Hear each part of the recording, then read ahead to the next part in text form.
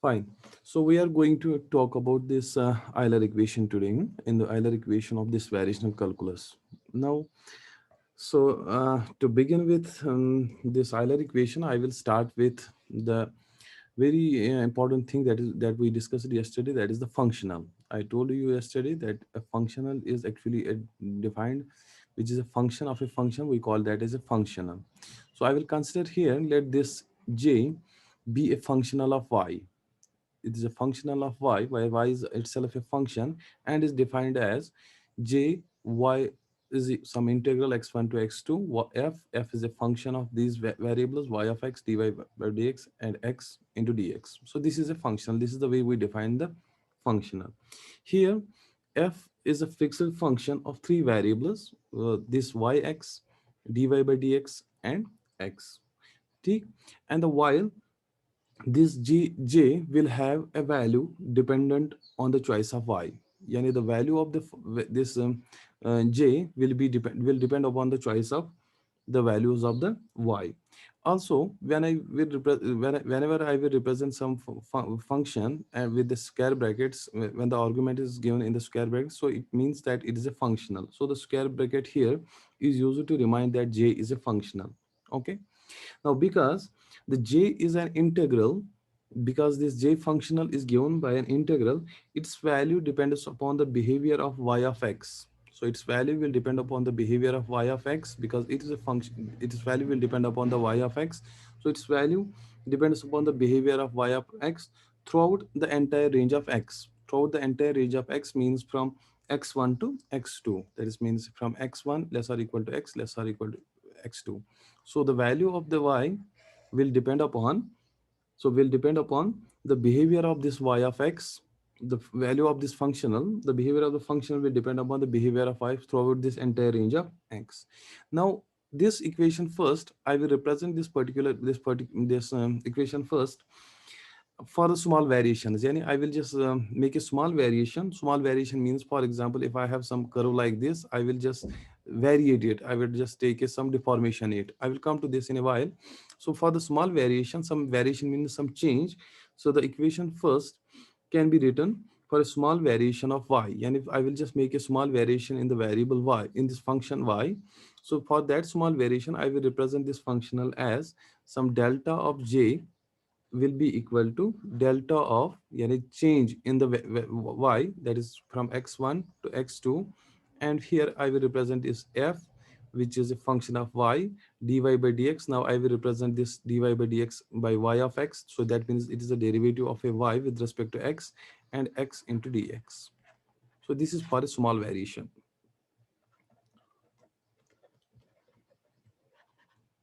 For a small variation in y, for a small variation in y, this delta j can be written as this. Again, here I am using this variation, I am representing by this symbol delta, because rather than rather than this d or some partial derivative like this, because the variation here is that of a function that then rather than that of a variable.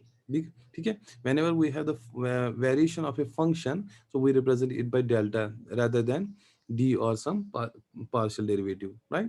So because the variation is of a function y of x rather than that of a variable. So for example, when we say, for example, अगर हम differential calculus में लेते हैं dy by dx, so there we have a variation of a variable that rather than a function. Okay, so this is one thing. Step by try to understand each and every step because it's going to be a long in this topic. So try to understand each. So first, what I did, I just defined a functional, which we already discussed. So the function is defined as a function of a function, and we always define the functional by this equation, right? So this function is actually a function of a, this f is some fixed function, which is a function of three different variables, that is y dy by dx and this. Then I say that for the small variation, so this change in the variation delta j can be represented by this. Okay, now I will consider this y of x as a path or a curve. So let me write here. I will say that let this y of x let these be two fixed points. Here we have x1 y1, and here I have x2 y2. Fine. Okay, now I will say that this be a curve y of x. So I will think of y of x as a path or curve connecting the values y is a y of x, so its value will depend upon the at x1 and x2. So let me write it here first. We can think of this y of x as a path or curve connecting values y of x1 and y of x2. Okay, so simply just I'm considering this y of x to be some curve which connecting the values y of x1 and the value of this function at x1 and x2. Okay, fine. Now consider the function for which the endpoints. I will consider a function for which the endpoints, that is y of x1 and y of x2, are fixed. These 2 points are fixed. They cannot have the different values. So I will consider a function for which the end y of x for which these endpoints are fixed. Okay, then I consider some deformation of y of x. Deformation means some variation in this. So let me say that like this. So this is here. So this is some deformation. I will represent it by delta y.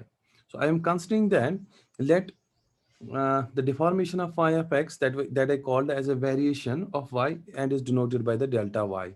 Okay, now I will just represent जो मैं variation यहाँ पे कर रहा हूँ. I will just describe that delta y by introducing a new function eta of x. And I will describe that variation in terms of another function eta of x and some scale factor alpha that controls the magnitude of deformation or variation. यानी if some scale factor,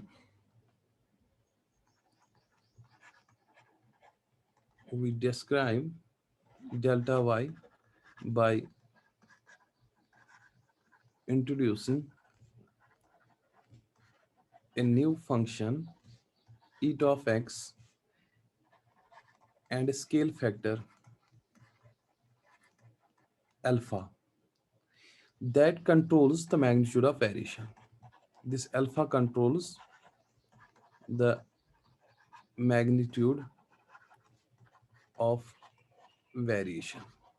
Yani how much we have actually varied it, that is actually that is why we call this as a scale factor alpha. Okay, now this function eta of x is arbitrary. This is arbitrary and it can be any function except for being continuous and differentiable. And this is continuous and arbitrary, but it should be a continuous and differentiable.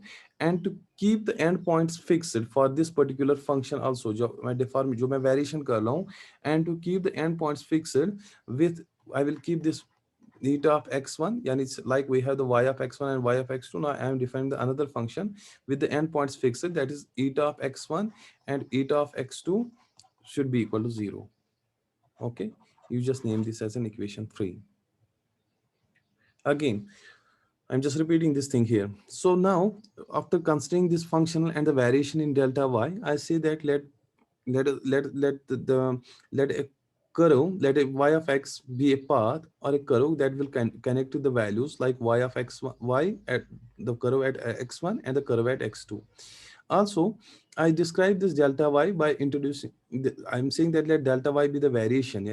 I'm just variation delta y. I just make some, I just varied it, I just deform this path. For example, deform क्या होता है? For example, if I have a this per, if I'm going to deform, this could be like this, huh? Or I can keep it this, yeah, this like. So I'm just making the variation, some deformation in this particular case. So I'm just describing that the variation delta y by introducing some another function, some new function that I called as an eta x and some scale factor alpha.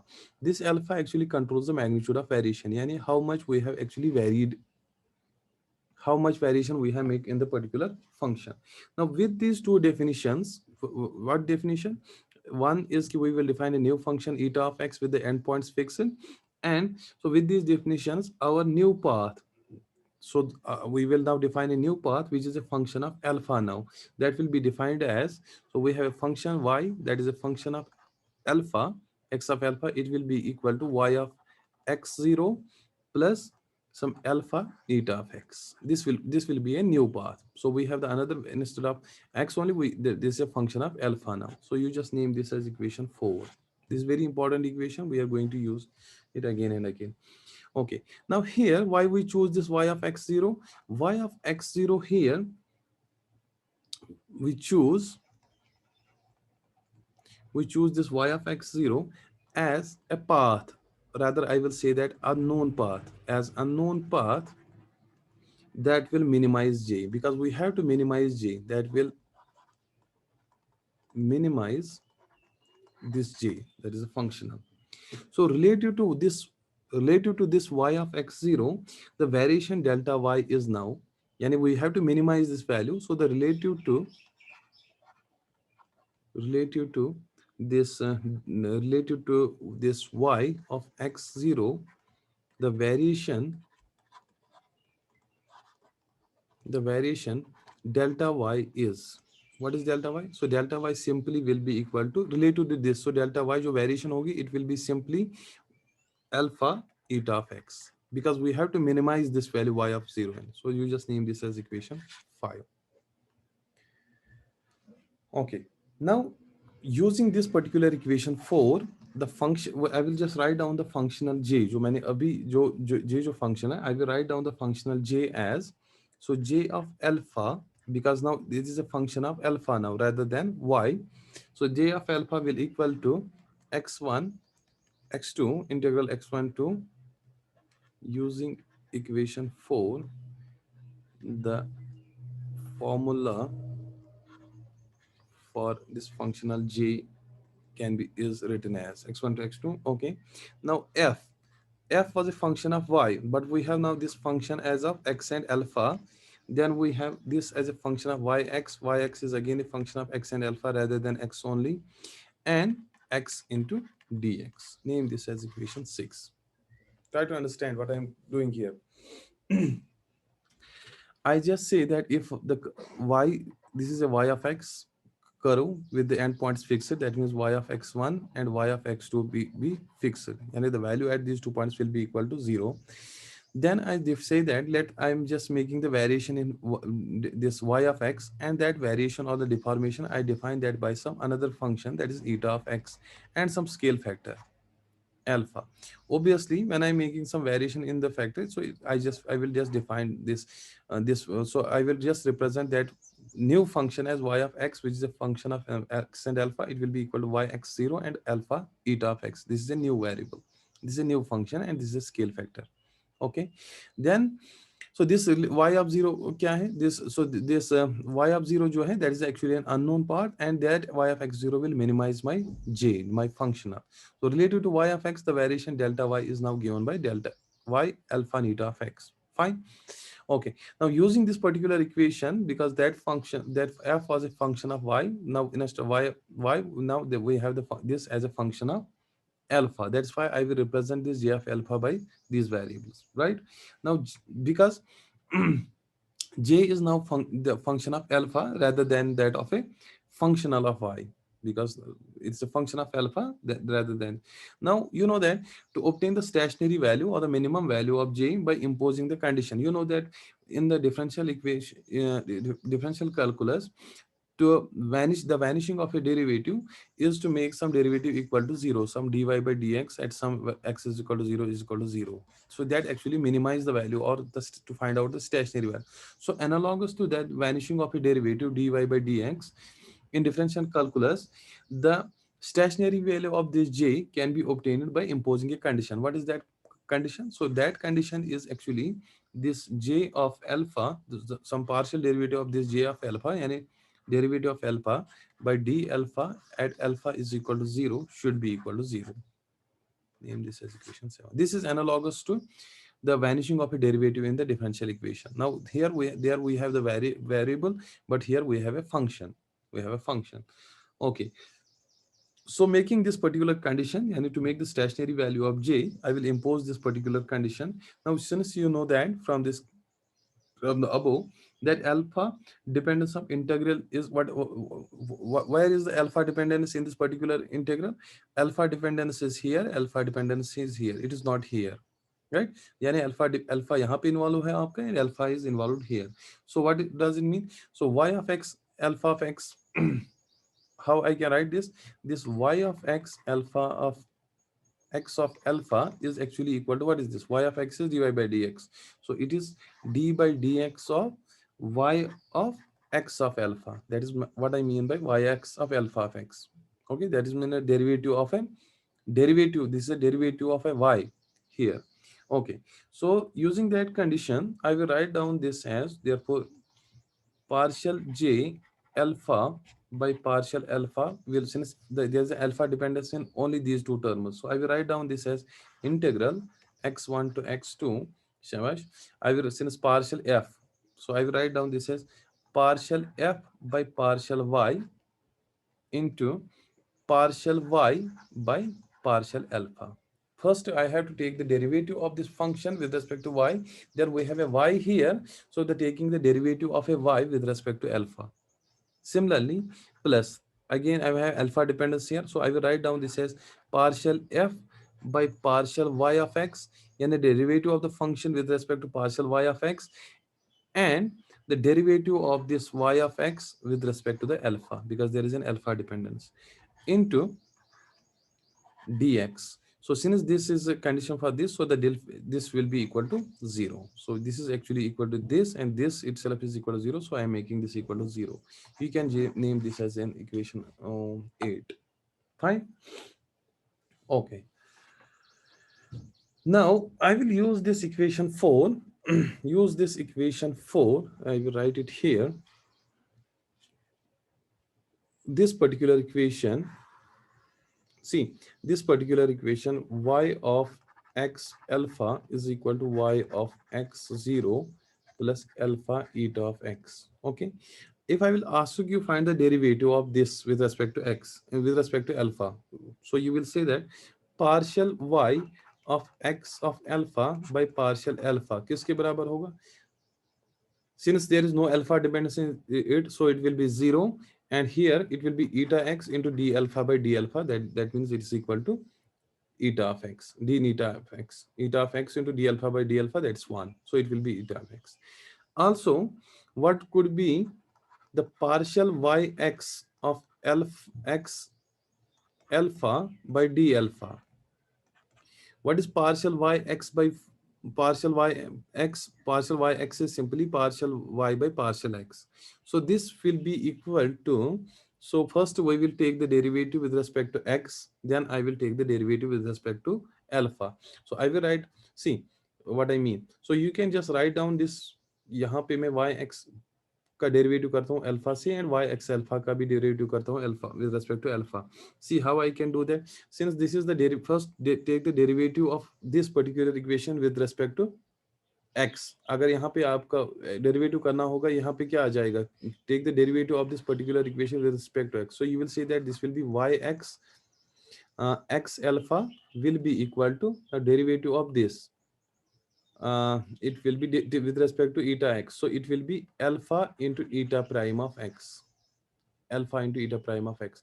Now again take the derivative of this y of x with respect to alpha. So you will see that dy x x of alpha by dou x dou alpha will be equal to eta prime of x into d alpha by d alpha, that is 1. So it will be eta prime of x. So you will see that this will be equal to dou by dou x of eta of x, because this is a derivative with respect to x. Right now, since this is a function of only one variable, so I will write down this as total derivative. I will write down this as d by dx of eta of x, d by d of eta of x, this thing and this particular thing.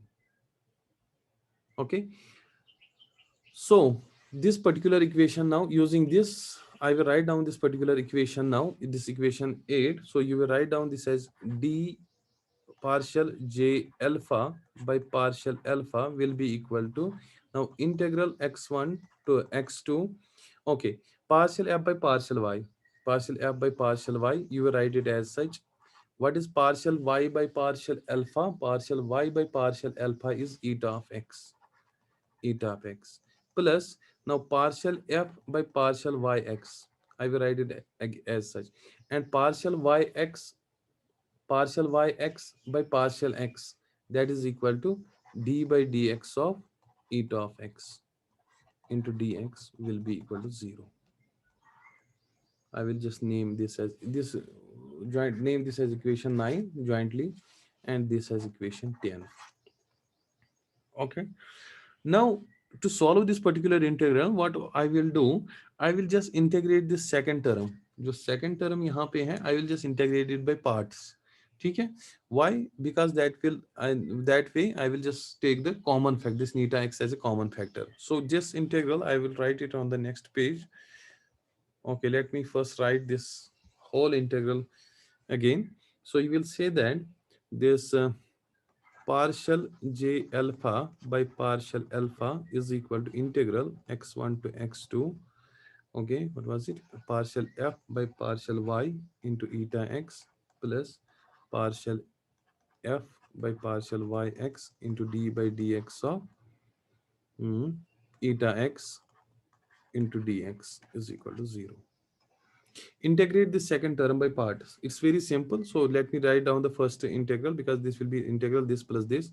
So second term here implies integral x1 to x2, this partial f by partial yx into d eta of x by dx into dx. It's x. Okay. So integrate this by parts. How we do it? I will just integrate this, and I will differentiate this term. So integrating eta of x into dx. So once you will integrate it, integral and differential will cancel out. So it will be eta x. Okay, and df by dyx will remain as such here. Df by d u into v, df by dx from the limits x1 to x2 minus integral. Okay, integral, it will be now eta of x, integral of this जो मैं यहाँ पे किया है eta of x into d by dx of this, into differentiation of d by dx of d f by dyx, d partial f by partial yx into dx.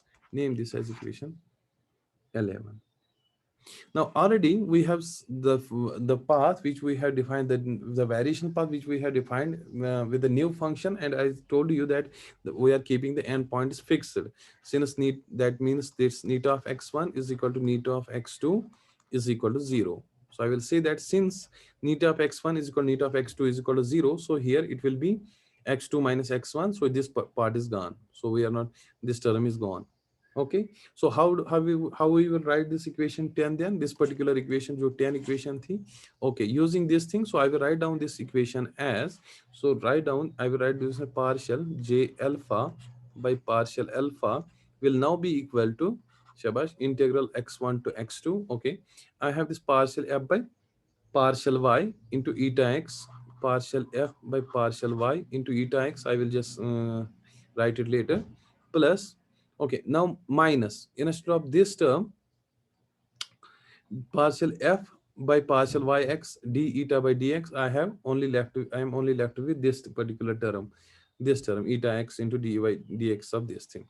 So I will write down this as d by dx of partial f by partial yx, okay, into Neeta x. Eta x जो यहाँ पे है, डीटा x यहाँ पे भी है आपका, यहाँ पे भी है और यहाँ पे भी है. So that eta x I will write out here eta x into dx. So this should be equal to 0. Name this as equation 2. Try to understand what I did. So this equation we have obtained. Now what I did, I just integrate this second term by parts. After integrating it second term by parts, I get two terms. One is this and other is this. Now this term is equal to 0 because the endpoints are fixed. That means neta x1 and neta x2 are fixed. So this term is gone. Then we are left with only this term. So so I will write down this integral as eta x. I will just take this eta x as common out of these two terms, this df by dy and minus d by dx of df by dy into this thing. Is it okay? Okay. Now this equation, this particular equation, this equation 12 must be satisfied for arbitrary eta x. Yani it should be satisfied for arbitrary, whatever the value you are going for, it should be satisfied for this particular. ठीक है? So that should be a condition that should be understood as a condition on y of x, because we have defined the deformation, the variation in terms of this new function eta x. So it has to be satisfied for this arbitrary eta x. Now, if I will multiply this particular equation by delta alpha scale factor, this delta alpha, so then this eta x into delta alpha will be equal to delta y. This will give me the deformation. So multiplying this eta x by delta x, that will give me the deformation, the variation which we have already defined in the given path. Okay, so by using that thing, so I will write down this integral as, so just when I multiply of this delta alpha on both sides, so delta alpha and delta alpha here will cancel out. It will be simply delta j. Here the delta alpha will cancel out with this, so delta j will now be equal to x1 to x2, okay, partial f by partial y will remain as such, minus d by dx of partial f by partial yx, again it will remain as such. Okay, it will be now eta x into delta y, eta x into delta y क्या मैं कह रहा हूँ, eta x into, sorry, into x into delta alpha, eta x into delta alpha will be equal to delta y, so this will be delta y into dx, this will be equal to 0. I can name this as equation 13. I will come to these things again later on, but first let me try to uh, uh, reach the conclusion. You just note down anything if you do not understand any step or anything, so we will discuss it at the end again.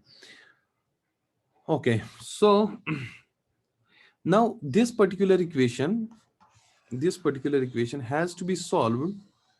This particular equation has to be solved for arbitrary delta y.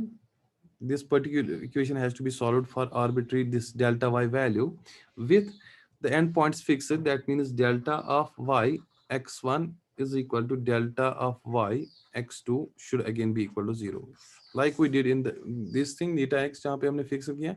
So this particular equation has to be solved for arbitrary delta y with these points fixed, yani with delta x y1 and delta x y2, delta y x2 should be equal to 0. Now the equation 12 here, this particular equation, it can be set, as I said, this can be satisfied for arbitrary value of eta x only if this term in the bracket vanishes almost everywhere. Yani if this term vanishes, this particular equation can be solved for arbitrary value of eta x if this particular term in the bracket में जो यहाँ पे term है, if it vanishes everywhere, yani it will be equal to 0 everywhere in the range from x1 to x2. So the condition for, so the condition for the stationary value of this is thus that a partial differential equation, that means this particular equation should be equal to 0. So in order for this particular equation to get satisfied, the bracketed term should vanish. So the bracketed term should vanish means, uh, let me write it here, sorry. Okay, so I will write so this bracketed term, just have a look at this. I will write it on the next page because I do not find any space here. Okay, so this should vanish. That means this partial f by partial y minus d by dx of this partial f by partial yx should be equal to 0. And you might have seen this particular equation so many times in your classical mechanics, and this is what we call as an Euler equation. But try to understand what I am saying here. यहाँ पे ये जो equation यहाँ पे है, okay, now I write it in terms of an arbitrary delta y by multiplying it by the factor delta alpha, so that I will write down the variation in this. Then I say that this particular equation is satisfied for any value, for arbitrary value of this eta x, if this will be satisfied only if, yani this should be equal to 0 only, because this can never be equal to 0, x cannot be 0, so that means this particular term should be equal to 0. So this making this bracketed term equal to 0 is actually, this is a partial differential equation, so it will make the given value as the stationary. So then I say that this is equal to 0, and which is a given, which is known as the Euler equation. Okay, so I'm done, but with I would like to add one more point here. So the thing is Since the form of f is known, the form of f is known, we know that the functional f is actually a function of three fixed points, that is y, x, and x. So since the form of this y is known, it will actually reduce, this y will actually reduce to a partial differential equation, to a sorry, to an ordinary differential equation for y with some boundary conditions at x1 and I2. What does it mean? So I will write down this as ordinary differential equation df by dx as, I will write down this as partial f by partial x plus this partial f by partial y into partial y by partial x total derivative into dy by dx plus partial f by partial yx into, I will write down this as d2y by dx2, where this is actually here, instead of d2y by dx2, it is actually here dyx by dx. But you know that yx is equal to, yx is equal to dy, this y of x is equal to dy by, let me write this as dy by dx. So y of x again is become a second derivative later, so you will say that dyx by dx, it will be equal to d2y by dx2. So that's why I write this as a d2y by dx2. So you will write here where this dyx by dx is equal to d2y by dx2. Okay. Now the first term here, the first term here has an explicit x dependence, and it will depend only on the x. Whereas the second and the third term, they have the implicit dependence on x via, yeah, they have the implicit dependence. That means they have the dependence on x via y and yx. So here this has an explicit x dependence, but the second and the third term will have an implicit dependence on y, this x via y and yx. So here these are the Euler, this is an Euler equation, and this is again we are going to use this equation also in certain problems. So here we are going to actually use this Euler equation. We will use this will be used to find out so many values, like for example xml, we can use this xml. And once we will take the examples into consideration, this will get more clearer, because we have to do so many exercises. But you do go through this lecture once again thoroughly, try to understand each and every step. I know it's very it's little difficult to understand all these things in one go, but once we will do the problems like shortest optical path, shortest optical path, soap films, and geodesic, and all those problems, because we are going to use this Euler equation in almost every problem. So it, with the passage of time, it will get more clear. So don't be worried, just go through these steps again one by one, and try to understand what I actually wants to convey. Now I will keep the second meeting for the discussion. You will, just because the meeting is going to end in a minute or so, so we will keep you will join again, so that if you do not understand any point anywhere, we will just you discuss that things. So let me just summarize it in 2 minutes again.